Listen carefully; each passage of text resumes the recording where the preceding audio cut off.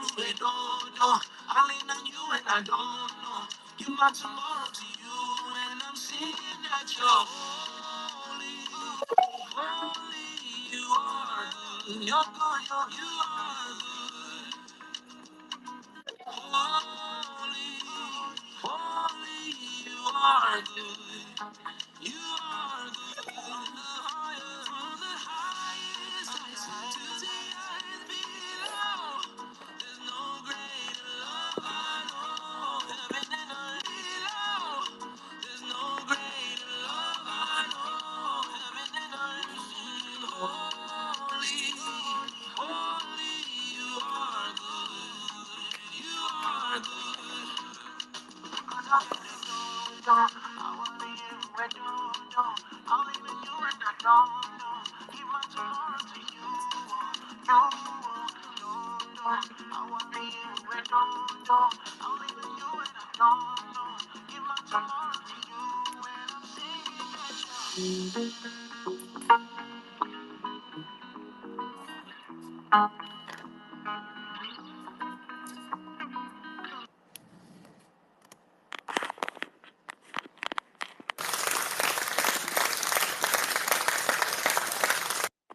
All right. Thank you guys so much. Again, welcome back to another Haunted Spaces with me as your guest co host. Um, again, hosting along the incredible Haunted Spaces. Guys, I'm super excited for today. It's a beautiful 6 a.m. here in Los Angeles, California, where I'm from.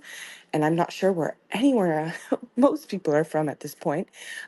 But would love to just say hello and GM first and foremost to our incredible host, Lelo, behind the Haunted Spaces page. GM, how are you, my friend? I feel like it's been forever. Hello, hello, guys. It's all good.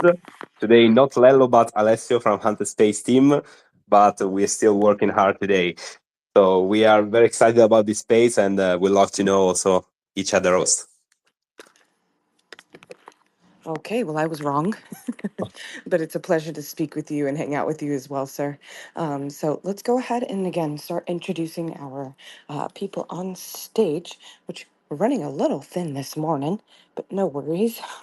So to my right, we'll go ahead and start off with Astronova. GM, how are you and who do we have the pleasure of speaking with today? GM there. My name is Faisy. I'm the CEO and co-founder of Astronova. Pleasure to be here and excited to speak about the future of gaming. Well, we're happy to have you with us.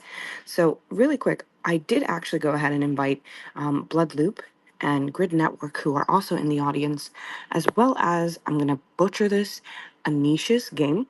So, if you guys want to go ahead and accept that, that'll be awesome. Let You me you go can't ahead. hear me?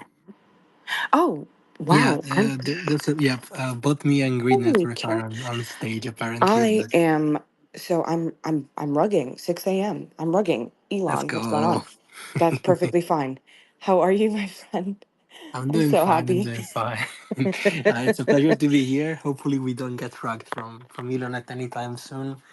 But it's happening more often lately. It is what it is. It Um, really I, is. yep. I haven't been in a haunted space in a while. That's a great repetition, by the way. And I'm excited for the combo. Let's go. Let's go.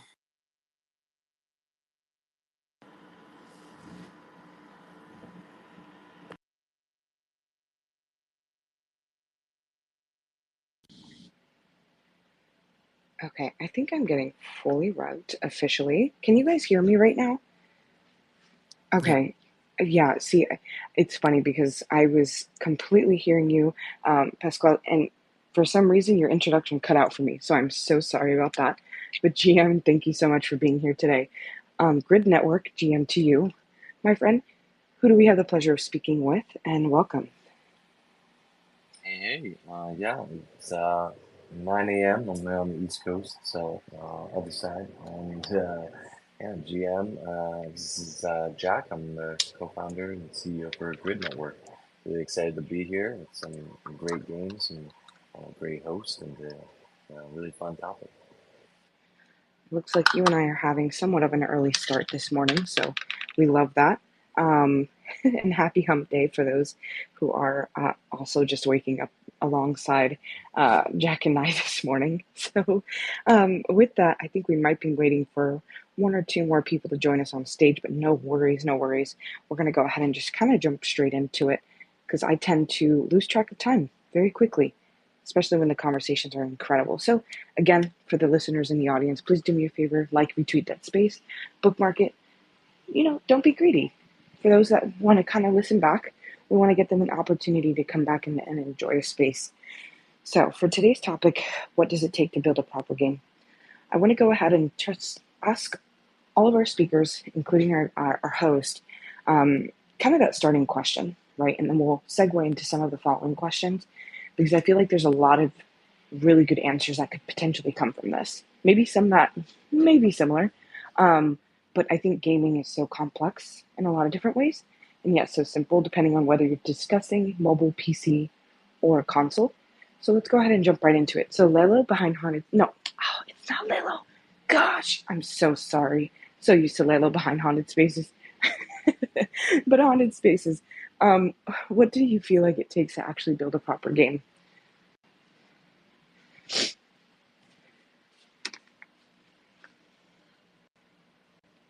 Am I getting rugged? Oh no, what's happening? Do you hear Did you me? guys hear it? I can hear you now, yes. Okay, perfect. Let's go. It's a very rugged space this time, but we are here. So Awesome. yeah, definitely, I totally agree with what you mentioned. So there are a lot of different topics to manage in order to build a proper good Web3 game. So yeah, I think okay, now we are back. So yeah, definitely we need to start thinking a lot on the gaming side, but also on the marketing engagement side. And there are many topics here. So I would love to explore with also all the other game developers because we are a very big community in the Web3 space, and I love to understand also what other people are doing. On our side, what are we concentrating right now is the community building, and we want to achieve that through our own mini game that we just released today. So if you want to check it out, we are live fully on Telegram with our mini game, and then we will focus also on the development of our Web3 game that will be out by the end of the year. So yeah, these are the steps that we are doing right now.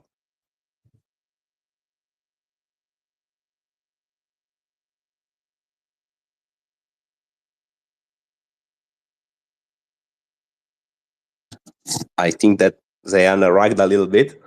Let me just add it again. Okay, so I am not sure. Are you back? Yeah. I am back. Man, that was bad. I don't know what was going on. At first, I couldn't mute myself, and then it was like I got kicked.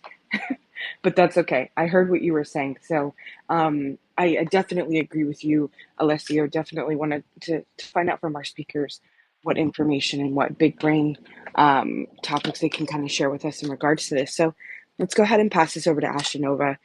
Same thing to you, my friend. What does it really take to build a proper game? Right. So to build out a proper game, especially in Web3, what we require is first the vision. What exactly are we trying to build? And then second, it comes to the team. We would require, if you're setting out to actually build a project, especially in the gaming industry, you do need teammates who are skilled in that niche. So you definitely need good game devs, artists, and a whole bunch of folks who are specialized in this, in whichever segment you are focusing on, if it's hyper casual, AAA, or whatever. And third would be what makes Web3 gaming really special. That is our community aspect. Someone who, I mean, teams who are really skilled at actually building a community, inspiring folks through storytelling into coming together behind a vision is actually the ones which succeeds really well. So yeah, I mean, these are a couple of things. It's a very huge topic, but on the top of my head, these are the points which all comes together to build a really successful game. I love that you definitely mentioned on the team aspect. I feel like having a solid team can always get you through really anything. So I have to 100% agree with you. Pasquale behind Bloodloop, my friend, same question. What does it take to build a proper game? Mm. I think it's such a broad question that everyone on the panel could just stay here and speak for an hour on himself. It's hard to pinpoint, first of all, what's a proper game or what's a good game. It truly depends on people expectation and the niche that you're targeting with your product. Generally speaking, when I refer to a proper game, I'm talking about something that can at least convey attention, so it can convey the likes of players, and at the same time is built in a way that anything that happens in the game is not game breaking and it's enjoyable from point A to point B with a great built-in customer journey. And overall, uh, definitely, as other panelists said so far, it takes a great team. It takes great minds. It's not a matter of building the best game out of everyone. It's a matter of building a nice game. It's a matter of finding something that people can appreciate. You have to understand that there are hundreds of thousands of games fully live right now on the market between the mobile market and the desktop market. You will never be the best one, or at least it's going to be hard to be the best one. You don't need to compete with everyone. You need to focus on finding your own success, finding your own niche, finding your own players, and finding your own way to get it out to the market. A proper game is a game that has players, otherwise, your game is just a piece of code sitting on an app store that will never be downloaded or will never be seen by anyone. And currently, I think we are in a stage of the market, particularly in Web3, where everyone is a great product, but it's a matter of who actually makes it to a point where they can actually market it. 3 years ago, there were very few great products, and marketing games was fairly easily if you were to stay in the niche because people were looking for them and no one had a product. Now everyone has a product, but the gamers are going down, and it means that it's finally the time of the showdown where we get to go outside of our bubble and demonstrate that we're not just building for the sake of spending VC money, but we're building a product that can sustain the Web2 markets. And that's where the real building a proper game comes in. One, you need to be empowered with at least the Web2 quality, and a lot of games do not yet. And that's what every studio should be, and I see a lot of studios trying for that, upgrading the details, the attention to details, the quality of the small things, all the way up to Web2 standards, and two, the ability to convey a public, which is not just the ability to spend money on marketing, but to find creative ways to get your product out and to make sure that you can establish a player base that can sustain your operation furthermore. And it's not easy. I don't think anyone has figured out the perfect formula. But I definitely think, as I see a lot of gaming studios, and definitely for the ones on the panel, that we are moving forward at least to nailing point one. Point two will, I think, will come along the way. I definitely have to agree. I was going to chime in with some of those, but I don't want to take up too much more time. So let's go ahead and pass this on to Grid Network. Same question to you, my friend. What do you feel like it takes to build a proper game? Well, I definitely want to give some flowers to Pascal for the answer. I think that was really well put in a lot of ways. And I think if you look at the raw numbers of the amount of games that get created, every year, every month, it is going to be about how you can really are you building it for a community that you understand, for a customer base that you know really well. How are you reaching them? And what I think it's not just about. It is about getting users in, but it's also about making sure that you're retaining those users. That you're also turning the early people that you get to try your game into evangelists for your game. Creating games that people want to play with their friends or that have social aspects to them. And which can be as simple as the things that that New York Times games do, where you can have a leaderboard and with your friends and do like fun things, even though they're all kind of individual games. So I think that it's like as Pascal said, like games are things that really like as an entertainment class are larger than any other media group or most media, like maybe all media groups combined. And so you've got to be able to have both a really good game that kind of stands up against anything in the traditional space, and then I think a lot of the other pieces that we try to solve for and continue to basically work on is how can you reduce the amount of friction that it takes, like you're a user that might be interested in your game to get into it. I think for a long time, in the space there was, when you talk about with, the onboarding friction for a user that might be interested in your game, but maybe has no idea about what, Web3 entails, or, I can't tell you how many games, even just myself, that does understand wallet technology and has their own wallets and different things. But when I would get hit with, hey, connect your wallet and do these different things, and, it can be as small as that, that can really affect the conversion rates of like users into actually giving your game a chance. And so, I think that these things, we talked about the quality of the game being on par with Web 2, but both the basically visibility of your game and also the onboarding processes also need to be on par with gamers' other options. It needs to be as easy as any other game that someone's going to go play.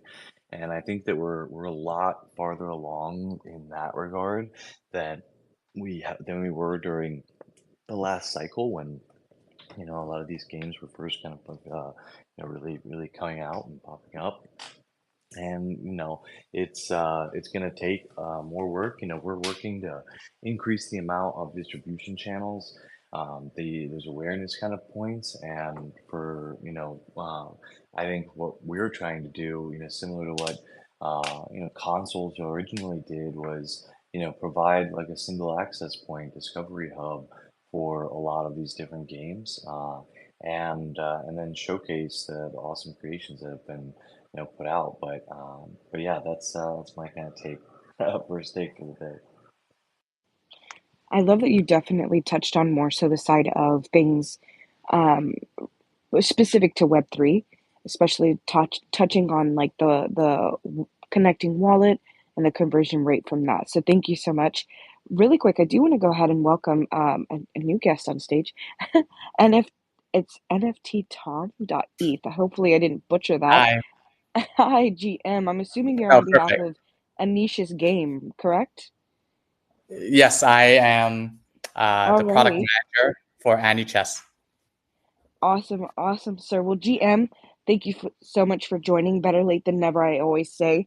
So, Yes, sir, we're just gonna jump you right into this. So right now, we're just sure. kind of touching on the title of today's space first and foremost, because I feel like there's always different sides to what everyone Yeah, considers good ways, right? And yeah. obviously, hopefully, you've had a chance to listen into these incredible speakers, and they've proven that so far. So, same question for you, my friend. What do you feel it takes to build a proper game? I think like any products, the way I think about games, I did used to work at EA, and it's quite funny. EA is probably not known for making great games, but they do still have a lot of audiences in their game. The metric they kind of look at, I'm going to take a little more analytic approach to this question. Um, what they like to look at is actually screen time. And when I was there, they talk a lot about, hey, we're not just competing with other games, we're also competing with social media at that time, like Facebook, TikTok, Instagram, because at the end of the day, you're trying to get screen time. And that's why EA worked really hard on building like a social platform. Sorry, there's some background noises there. Um, and so, sorry, 1 second. All good, man. Held a space the other day, and it sounded like someone was in the jungle. I swear there was like birds and all types of things going on in the background. So you're all good. We can hear you just fine. Okay. Sounds good. So I'll continue on my short answer to this. I think it's really important to get screen time. And how do you get screen time? It's really about entertainment and solving user problems. So when you're building a good game, you really think about which audience you're trying to target. For example, AnyChess, we are a spell chess variant, variant of chess. So our target is really about people who play chess for a long time. Do they actually want to maybe try something else that's more fast paced, or maybe try something else that's a variant to the traditional chess? So when we look at making a good game, we're really making it something that's like good for that specific audience, and making sure that they actually enjoy the game and not just we made a game that has a lot of users and low retention. It's really about solving user problems, and in games, I think it's really giving them entertainment value. And I know this is like nothing to do with Web3, but when building proper games, I think about entertainment value. And then one of the best metrics to measure is like screen time. How long are they actually playing in the game every day? And then retention rate, which the other speakers here mentioned.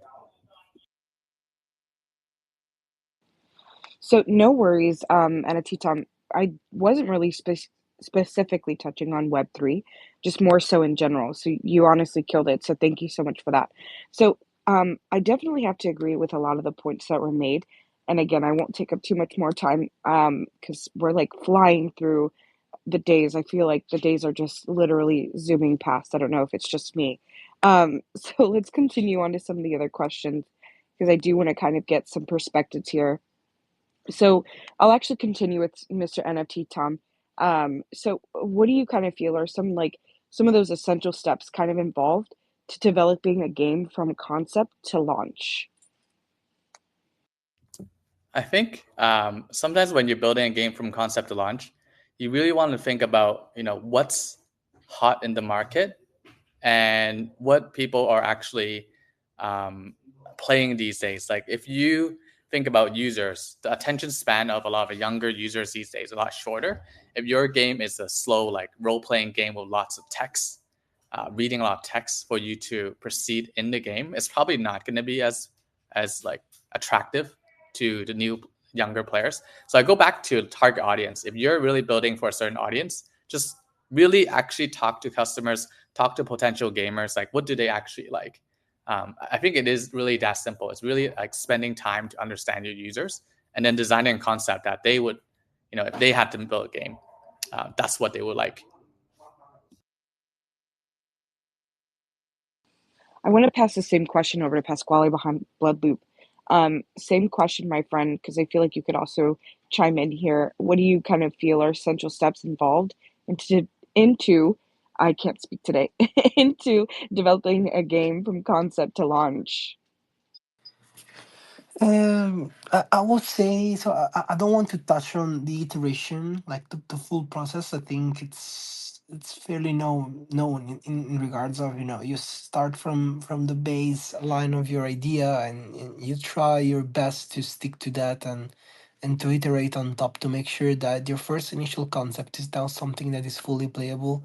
What I want to address is the fact that um, concepts are extremely hard to pinpoint right now. Mainly because there's a lot of games again on the market and everyone has done everything. So when you first start building your product, it's extremely hard to understand what direction you want to go. You might know you want to do a shooter game, but then is it a hero shooter? Is it a realistic shooter? Is it a third person shooter? Or am I building the next Battlefield or am I building the next Fortnite? And the next X or Y game is always a bullshit in reality. You will never get to build the best version of something that already exists on the market, but it's a matter of understanding where you want to start from. And then it's a matter of being completely flexible with your initial idea. Bloodloop, for example, started out as a completely different type of shooter. We had completely different ideas.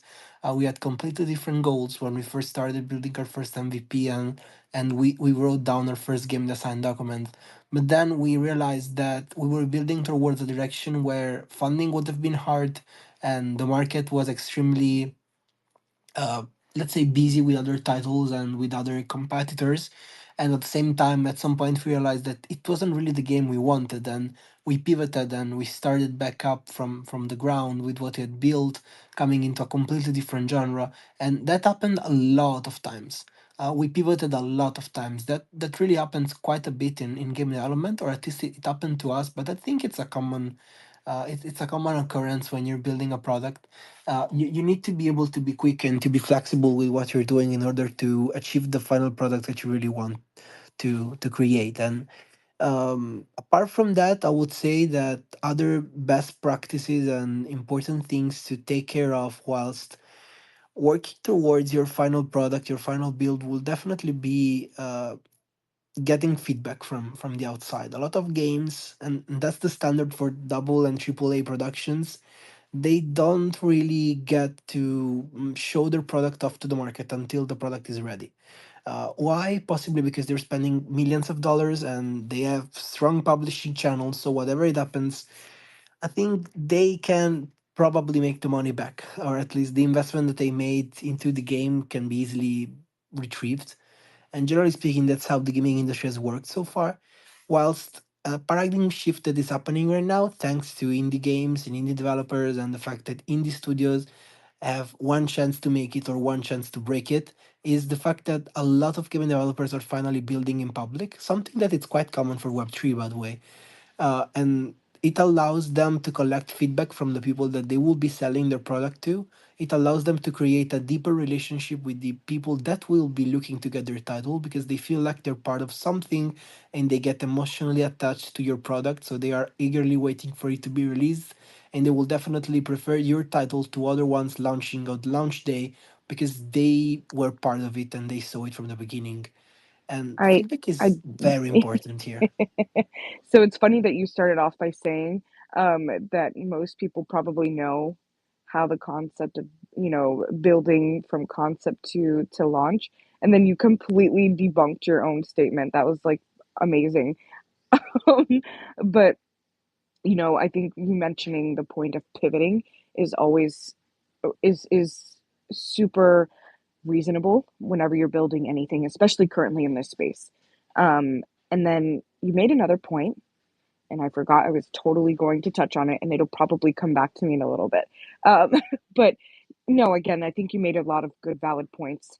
But I don't personally think it is a very well known concept, especially building any sort of game, specifically here in this space. When it comes to building really anything, especially when it comes to a game, things are so heavily involved when it comes to the community that trying to find that balance is can sometimes be very stressful for the team that's building out this concept, right? Um, and also, I was going to mention, Pasquale, I feel like you're looking into into the future, because one of my topics to discuss in the future is really that concept of building in public as well as in private. So I was like, wait, hold on, he's looking at my stuff. What's going on here? Um, so with that kind of, I actually wanted to touch on, and I'll pass this over to Grid Network. What are kind of some of the biggest challenges developers are really facing when building that game? So, like regardless of the platform, whether it's from Web 2 to Web 3. I think you were touching on that Web 3 concept, so you can definitely be more specific in that niche. Yeah, I think, if we're talking specifically about like Web3, I'd say that right now, we work with a lot of different publishers, and yeah, there's a lot of unique challenges that the developers in this space face. I think, starting with one that we've been trying to be a force for change on was is that for when if you're a game developer coming in and you're going to be building a Web3 game, you can build the game, kind of in isolation, not connected to a lot of the blockchain features for a long time. But eventually, if you want to be a Web3 game, you got to get on chain. And when you're doing that, developers face the choice of basically which protocol that they're going to launch with. And there are different reasons to launch with different protocols. I would say that most developers kind of look at a lot like these days that the infrastructure from the major kind of protocols that have the most games, are not that far off. There can be some different kind of things that might push you to Avalanche versus going on Solana. I think a lot of it really has to do with the grants that are available, frankly, the communities that are associated with those protocols, and the level of support that they kind of think they're going to get from a lot of these protocols, and a lot of them that we work with, many of them that are on our cap table. And for us, when we actually started over 3 years ago in the space, and we were building games ourselves. We chose to build on the Solana network and launch our game there. But we are already a small gaming niche, and what we kind of saw was that we were creating this, like, as a space, we kind of have created this somewhat like tribalism amongst like different protocols. That there's different communities that are bullish for Avalanche or for Solana. A lot of it has to do with where their bags are, and we were creating basically these like semi-walled gardens, that in a space that was designed to break them down. And so, I think that the future of this space, I can pretty much say I feel like I know the future of this space will involve many, many different chains. And, I think one of the best things that could happen through this is that games, like via the technology that we've been building and that we've been putting out, we want games to be able to tap into multiple different communities, maybe create different NFT collections across these different pieces to tap into those user bases to really kind of like connect a lot of these different spaces. And I think if you see it like week over week, that there's new chains that continually launch from Sony's new one that's coming out. Now Pudgy Penguins is launching Abstract Chain. You've got every incredibly successful game basically in our space also basically goes and creates their own chain from Axie Infinity, creating Ronin. You've got Monad from the Pixelmon team, and so it's that world is going to basically propagate. And so we've been trying to build basically if you will, an OS for a gamer, and inventory systems and wallet structures where you can have a single login and connect to games on any chain. That is absolutely kind of our vision. So, game developers kind of face those problems in Web3. I think one of the bigger problems they also face in Web3 is that, like, while, bots and kind of people extracting value has frankly always, or for a very long time, been a part of the gaming industry since like the internet was basically connected to it. But in our space, I think it absolutely is kind of on steroids. And so, there is this inherent, you know, just this user base, and there are people that are in, kind of the crypto space that are absolutely looking to extract value. I mean, when you kind of put financial rails into a digital realm, like, it is absolutely, bound to happen.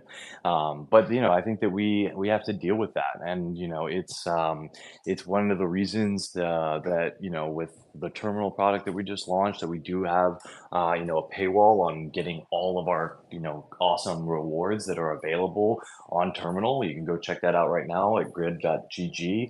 And basically we have our goal is to create smooth onboarding, but we want to make sure that those rewards are going to the right users, and the same thing is really true with a lot of game developers, is that Mm-hmm. you don't want to just be feeding the bot machine. So those are just a couple things that Web3 games deal with that others don't, and I'll pause there. Yeah, no, I definitely agree with that for sure. And I love the shameless shill, no worries there. We love to get to know a little bit about the people that are on stage with us for sure. So thank you for that. Um, I just want to go ahead and give time for the other speakers on stage, since again, we only have an incredible hour together to try and extract as much information from you guys as we possibly can. So let's go ahead and hear from Ashton Nova. Been a little quiet on the stage, my friend, but no worries. That's probably my fault. So I'll take accountability for that. So I do have a question, since we are kind of touching more so on the topic of like the Web3 gaming aspect. What are your kind of thoughts on this on the concept of like play to earn like model within Web3 gaming versus traditional in-game rewards in Web2?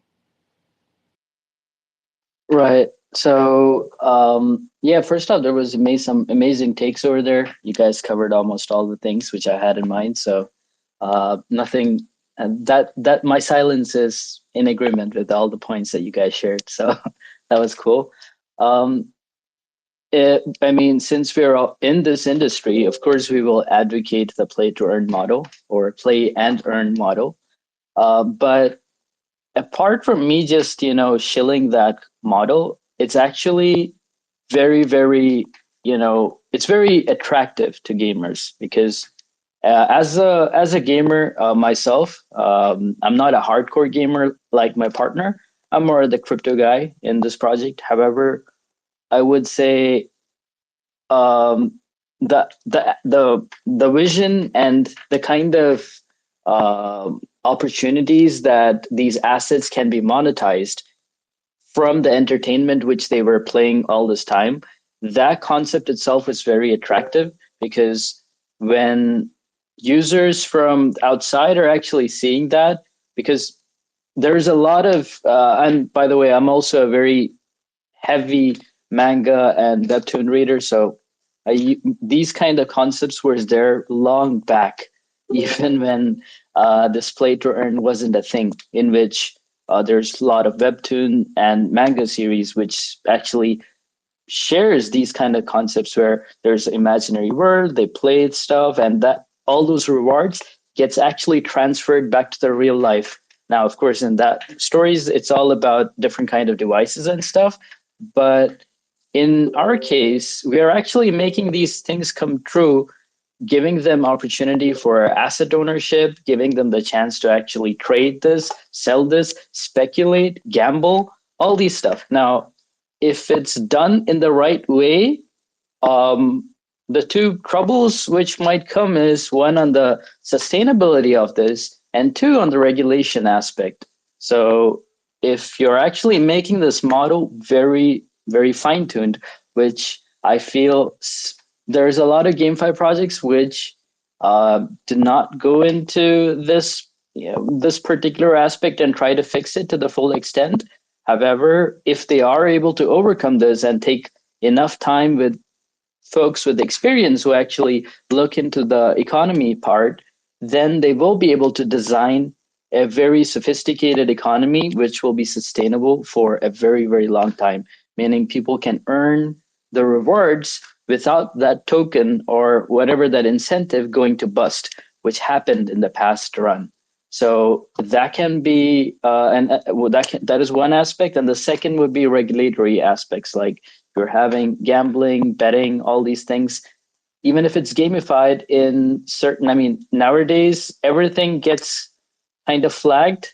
However, we are going slowly towards adoption. So there is that risk of things getting flagged, and we might have to change things on that element to better suit the regulators, so that the game is not banned across different demographics or platforms where you lose out a lot of user base. So I really do think this is going to be the future, and it's just a matter of time before we do have a couple of hits or a single blockbuster game within our industry, spearheading that revolution and onboarding that mass hype. We haven't had that till now, but I think it is coming soon. I definitely agree with you. And anytime you're talking about sort of assets or finances, there's always a very, I don't know, a very gray line, I feel. So I definitely appreciate all of your takes. I would love to go ahead and actually hear from Alessio behind Haunted Spaces on this specific topic as well. Again, I feel that topic play to earn has been so broadly used that I'm always curious to hear the comparisons and what your thoughts are, again, on the play to earn model in regards to Web3 gaming versus the traditional in gaming rewards in Web2. Yeah, absolutely. So, first of all, very good topics here. And regarding the play to earn model, I think that people are scared when they hear play to earn, because they match this term to what happened in the past, in the last bull run. So Considering this, we personally avoid to call our game a play to earn, but instead we call it a play to own. And in reality, I think that this is the best option that a game can do to achieve more audience that is not scared by the name, obviously, and can also understand what we are doing. Because when you tell to people that they can earn, you incentivize them to basically rag you and extract as much value as they can. When you let them understand that they can have the same gaming experience that they have on the traditional gaming industry, but they can monetize their time owning their own assets, this is a different thing. It's you can tell that is almost the same, but it's not the same. The perception is very important on this side because you attract what you are able to communicate in this case. So the better you communicate these topics, the more interested and aligned people you can get in your game. So regarding the numbers and stuff like that, we saw that excessive rewards for gamers are not sustainable for the game itself. So we saw many examples in the last bull run without making names, but we know that creating, for example, an inflationary token without a proper control is not possible. And we know that on the other side, creating proper incentives to attract people is useful for the project. It's like a bigger marketing campaign, and maybe also some traditional gaming projects do something like that. For example, they create sponsorized tournaments and stuff like that to attract new people. I think that in the Web3 space, we need to learn about what is working in the Web2 industry, for example, the tournaments and stuff, and then leverage it through the real asset ownership. I think that this will be, let's say, the middle ground between the two things that can work for the future of Web3. I couldn't agree with you more. And again, I feel so bad. I want to chime in, but we are coming up to the last 10 minutes of this space. So, with that, I'm going to try and ask one more question because I do want to give the speakers on stage an opportunity to share some alpha, things that we should be excited for that are coming outside of their team, their game that they're working on, or even their community if they want to highlight some of those things. Um, so let's go ahead and jump around. I had so many questions, but again, couldn't get to too many of them. So I actually want to ask really quick, Pasquale behind Bloodloop, if we could just get maybe a quick short answer from you. How important is scalability in Web2 gaming as well as Web3 gaming development? And how do you feel like someone can actually achieve this? And you can't tell me that most people know how to produce this model and then No, completely no, no, no, no, debunk no. your starting statement. Yeah, no, scalability on a gameplay level, it's extremely important. You need to be able to create a game that is as enjoyable in the early game as it's in the late game. It is enjoyable with 1,000 players and 100,000 players as well. And tech wise, I think it's more of a problem with Web3 rather than Web2, as in the Web2 components are already scaled up to kind of avoid any sort of bottleneck. Whether Web3 wise, we didn't have any success game so far that stressed the blockchain up to a point where it couldn't handle the transactions. So I think, well, we did. We have Pirate Nation, which reached a point, given they were fully on chain, where they had to deploy a second blockchain because the single blockchain wasn't able to run the full system. And that's a way to scale technologically wise. On a gameplay level, it's extremely important to account for, I would say, to future proof your game. As in, you should be thinking one about your first 1,000 players, then your first 10,000, and then all the way until your next 100,000 and so on. And you need to make sure that the first 1,000 and 10,000 can have the same enjoyable experience as well as the millionth player that joins maybe after a month or a year or 2 years after the first one. And you need to make sure that it's a continued experience in order to sustain the retention that you need to make your game a success. Of course, that doesn't apply to every type of game. That really applies to multiplayer games like ours, where repeatability and the ability for players to keep on playing it is extremely important for us to keep the player base alive and the game liquid in players. But yeah, I think it should be, and for us, it's one of our main priorities when it comes down to building both the economic and the gameplay side of the game.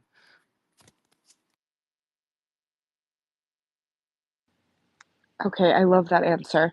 And with that, I'm going to just shut up here and allow, again, our incredible guest speakers on stage to just, again, share some alpha, things that we should be looking forward to, and getting excited on the timeline with the games and the community and your team that you're building alongside. So I'm going to go ahead and start from the bottom up and from what I see.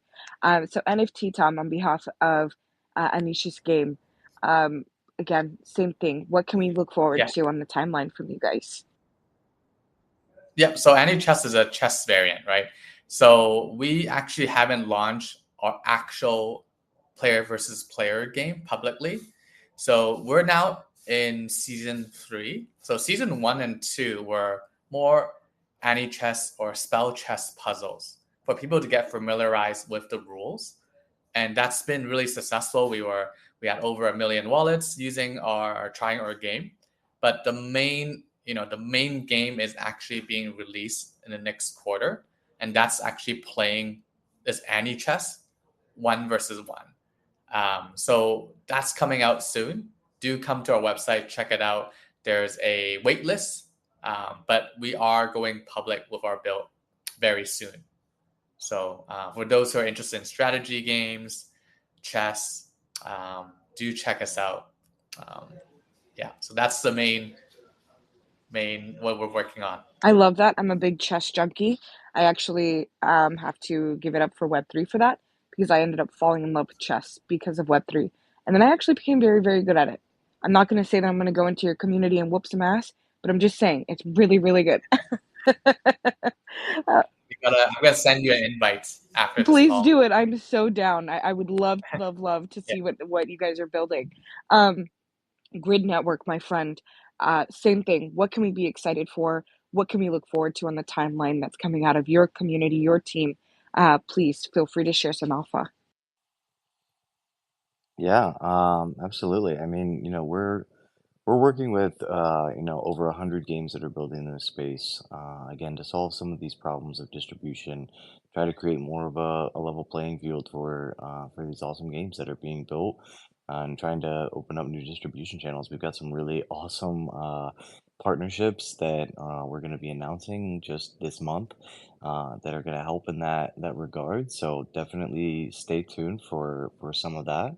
We're also basically, releasing kind of our universal wallet solution, an SDK that allows any game to plug in and works across right now 20 different blockchain protocols, kind of feeding a single inventory system for users. So we've got that basically going on, and just last week we launched basically the Grid Terminal, which again allows users to claim really cool exclusive content from these awesome games and maybe get their first NFT. And that's going to be one of the ways we're just trying to make it really easy and fun to collect basically cool things from all of these amazing games that are on the stage and on the we're working with. And if we're not working with you, we should be, because yeah, we really our goal is making the space succeed, and we want to try and do it in ways that make sense for gamers. Oh gosh, my emojis are not working. We love to hear it. We're so excited. Thank you so much for sharing. Pasquale behind Blood Loop, please, same thing, my friend. Alpha, things we should be getting excited for in the timeline. I don't think there's any main alpha right now, but what I can share and what we are extremely excited is that we are going to be at Tokyo Game Show this year, which is in less than 2 weeks from now, by the way, with possibly the biggest booth in the indie section, and we are just one of the 3 to 5 Web3 games in the whole Tokyo Game Show, and it's going to be an incredible experience for us. We will be live streaming every day the event from our Twitch and Twitter profile, both the booth and the gameplay and the MCs and the commentator happening there. And yeah, it's going to be a fun experiment for us to expose the game to over 200,000 people coming live at the event and finally getting some real Web2 feedback. Definitely looking forward to that. And shortly after, to what will be our node sale for our crafting system, but more to that will be shared in the upcoming weeks. Awesome. We can't wait for it. And thank you so much. I'm wishing you guys the best of luck here within the next 2 weeks. Astronova, same thing, my friend. Alpha, things we could be excited for and looking forward to being rolled out on the timeline. Right. So there has been some major like pivots in our project, which includes we were primarily building an action RPG. However, going forward, the action RPG would be there. However, there's a lot of products that we are releasing within the ecosystem. So Astronova would be the name of the ecosystem, but also the RPG game. So which includes our loyalty platform, which is our SocialFi platform, along with we have an upcoming Telegram mini game, which we are planning to launch in October under the Notcoin Accelerator, along with a very very interesting survival game, which would be having two playable characters sometime towards October end. And this would be like an update for the version which is already there on Steam and Epic Store. And we do have a very major news which we're planning to announce to deepen our ties within, as you guys may be aware, we are a Saudi Arabian project. We do have a royal family member, which will be joining us shortly as a backer. So these are all news which will be released in this month, hopefully. Holy cow. This man said, I got news that tops everything. We have royalty joining.